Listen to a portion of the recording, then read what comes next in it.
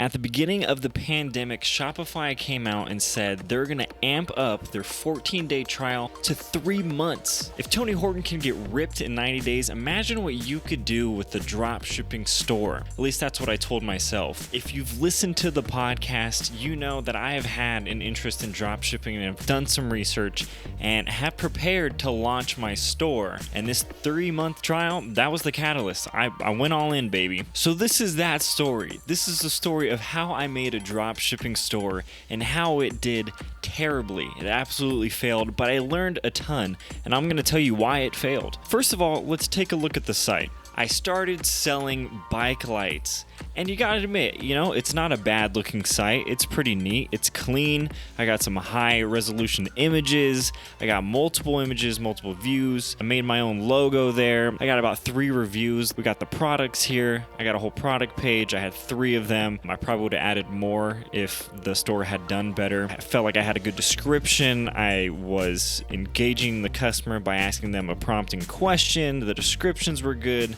All in all, it's a very clean look, and I did that. I did that for all of the products there. Anyhow, why did I even choose bike lights to begin with? I'll give you my reasoning. First, I thought, hey, it's quarantine, it was right at the peak of quarantine when everybody was still inside, and I was like, man, people are trying to spend time with their families. I'm sure they've already perused Amazon and they might be looking for something else. They want to go outside, wear the mask, spend some time with the family, maybe go on a bike ride. Very outdoorsy type thing. I liked it because it wasn't too heavy.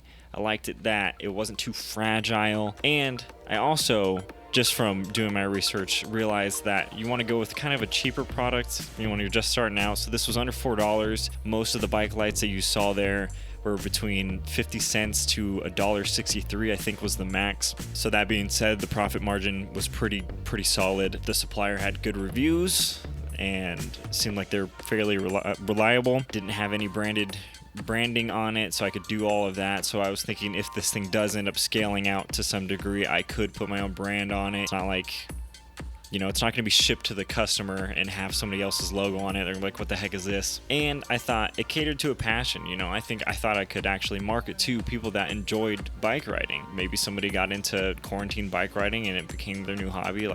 This is a product that I think would cater to them. So where did I go wrong, and why do I think I failed? The first reason I think I failed is because of how competitive of a market this is. Like, the most orders from one supplier on AliExpress is nearly 10,000. So it's selling well and it's in high demand. 2, it isn't unique. I think one of the big things that dropshippers can do is find a product that is, you can't find it at Walmart, you can't find it in a store, so but it pushes somebody and a customer to find your store and say, oh, maybe I can only get it from here.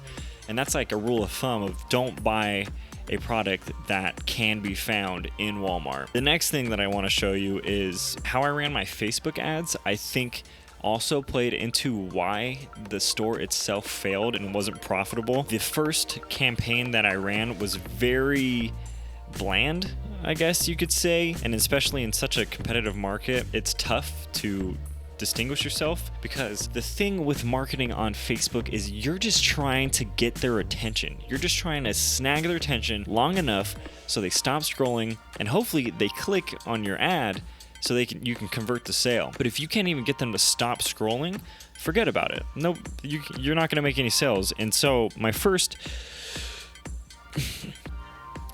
ad was basically this.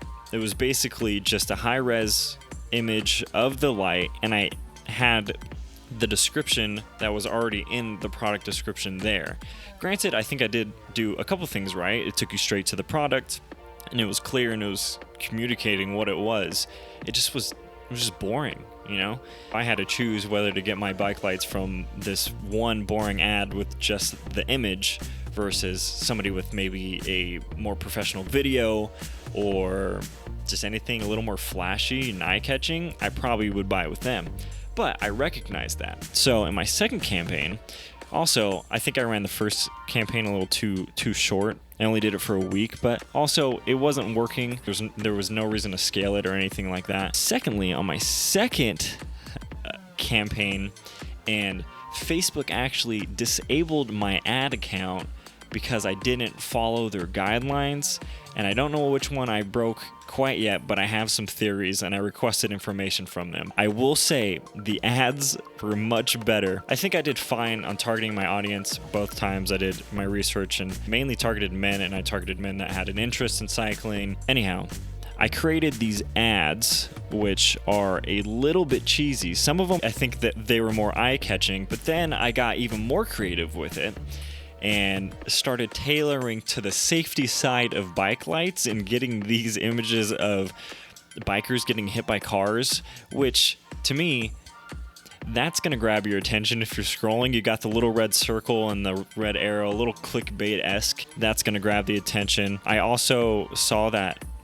red and yellow are good colors to stop someone from scrolling to take a look, so this photo was also added. But I think where I went wrong, this photo is hilarious of a guy just sprawled out. That's so funny. But the descriptions that I put in were also tailored to that. I had emojis, descriptors, call to actions, questions. Let's see if I can break it down. What I did was I made a more dynamic ad this time around. You can see what makes us the #1 bike light. Got the emojis, see below, say goodbye to batteries, blah, blah, blah, emojis. And then I said, hurry, there's only 50 left at this discounted price. And then I started hitting them with some facts. Did you know 98% of fatal bicycle accidents were collisions with motor vehicles, which is true. And I pretty much tailored all this stuff toward either safety, you don't want to get hit by a car, or 2, do you take biking serious? Are you serious about biking? You need this light. We're the #1. We're ranked high. And then I thought the photos were a little more engaging, but where I think I went wrong is either 1, like an image such as this, or where he looks like he's getting hit by a car. That might be against the community guidelines. I have no idea. Or 2, most of these are not copyrighted at all, and I know that for a fact because I got them from a website that only distributes non-copyrighted images. But there's a few of these that I just found on Google, and I was like, oh my gosh, this is perfect, and I threw those in there. So those probably just got, maybe, I don't know if they have a copyright strike or something like that, but that's why they got taken down. All this to say that even though I pushed these campaigns out for about 2 weeks, the closest I ever got was about 3 or 4 abandoned carts, which I will take as a W. I learned a lot from this first dropshipping site. So if this video helped you, stick around because we're going to do a 24-hour dropshipping challenge very soon. Subscribe, comment, share this with somebody. Listen to the podcast.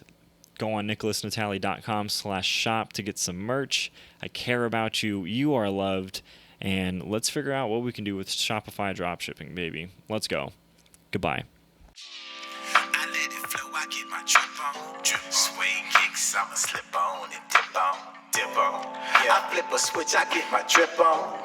Watch it step when I trip, might slip, yeah. I let it flow, I get my drip on. Swing kicks, I'ma slip on and dip on.